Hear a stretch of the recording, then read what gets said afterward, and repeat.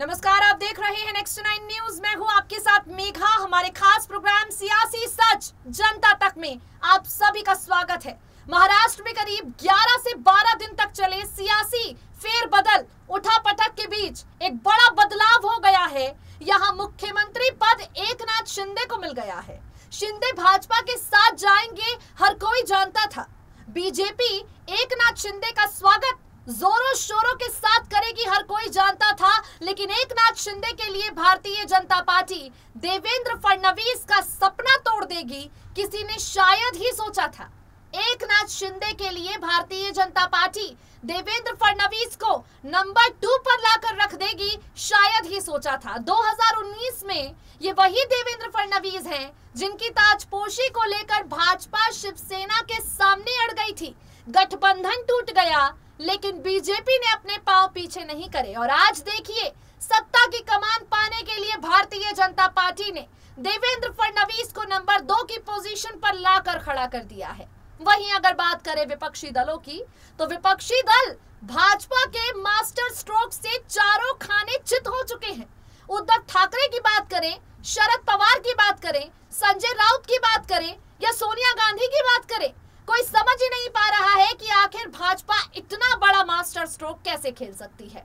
वाकई बीजेपी ने खेल तो खेला है और इस खेल के पीछे एक सोची समझी साजिश भी है। बीजेपी का एक सोचा समझा प्लान है जिसे 2024 के लोकसभा चुनाव के मद्देनजर भारतीय जनता पार्टी एग्जीक्यूट करेगी।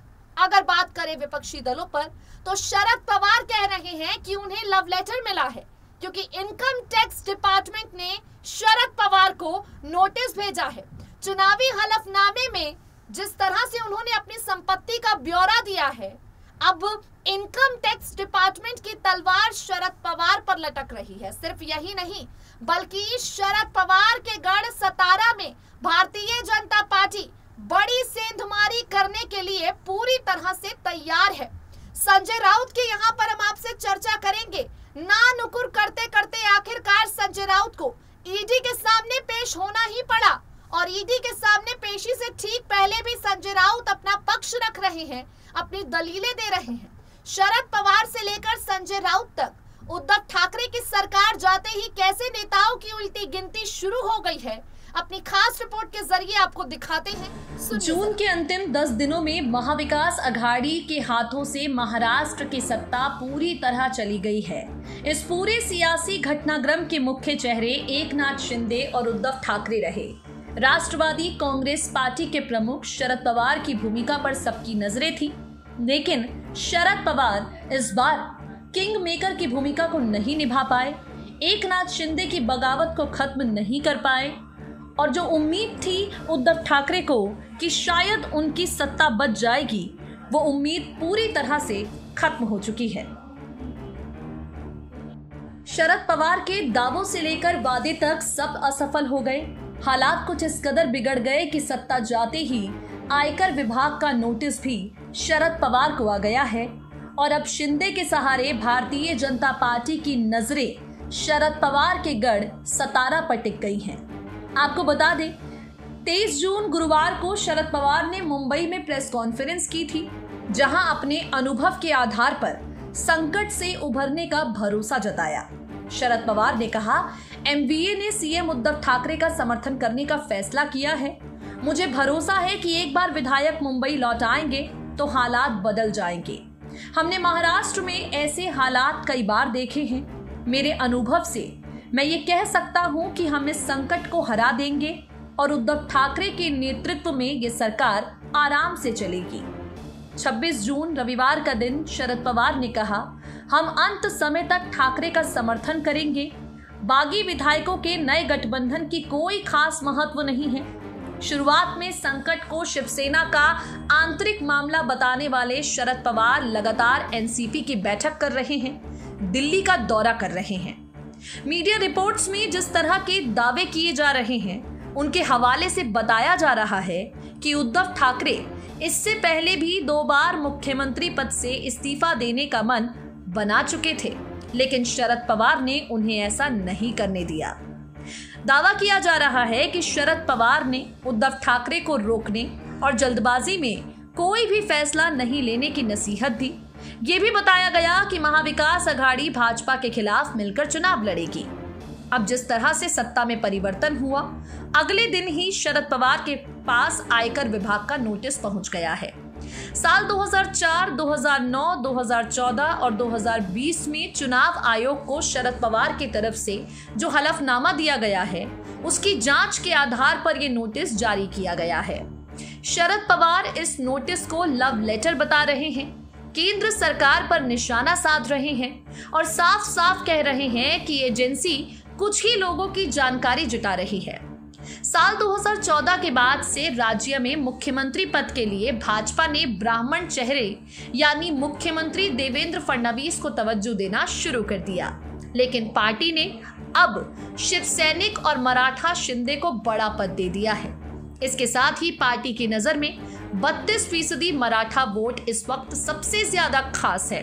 आपको बता दें, शिंदे पश्चिम महाराष्ट्र के सतारा से आते हैं और ये सतारा शरद पवार का घरेलू मैदान कहा जाता है। इसे शरद पवार का गढ़ भी माना जाता है। अब इसी गढ़ पर पूरी तरह से भारतीय जनता पार्टी की नजर है। बीजेपी इसी गढ़ में सेंधमारी करना चाहती है। आपको बता दें, सरकार जाते जाते एनसीपी और शिवसेना नेताओं की मुश्किलें बढ़ चुकी हैं। संजय राउत से ईडी ने आज पूछताछ की है। शरद पवार को आईटी ने नोटिस भेज दिया है। आपको बता दें, संजय राउत जो हैं इस पूरी गिरफ्तारी को लेकर काफी कुछ कहते हैं। शरद पवार ने इस नोटिस को लव लेटर कह दिया है, लेकिन संजय राउत का इस पूरे मामले पर क्या कुछ कहना है, चलिए आपको सुनाते हैं, सुनिए जरा। बात ऐसी है, वो टूट फूट की बात तो पुरानी हो गई है हमारे लिए। महाराष्ट्र में एक नई सरकार आई है, जो एक गुट बना था, इस गुट के साथ भाजपा ने अलायंस किया है और गुट के नेता एकनाथ शिंदे को राज्य का मुख्यमंत्री बनाया। देश में इस प्रकार की घटनाएं बहुत बार होती है। तमिलनाडु में हुई है, उड़ीसा में भी करने की कोशिश की थी और भी राज्यों में हुई है। राजनीति में इस प्रकार की नई बात नहीं है।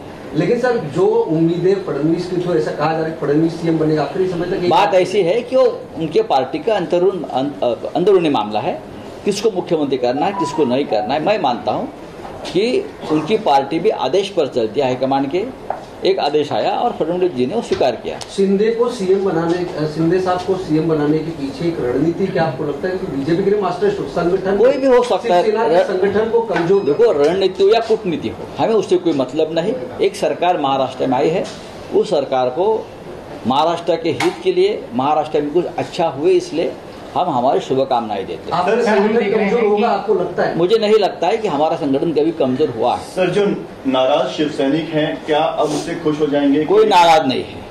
एकनाथ शिंदे गुट से जो नाराज थे, जो आप कह रहे थे कि हमने उनको रोक के रखा है, क्या अब वो लोग खुश हो जाएंगे क्योंकि एकनाथ शिंदे को ही मुख्यमंत्री बनाया गया? नहीं, ये कोई सवाल नहीं है।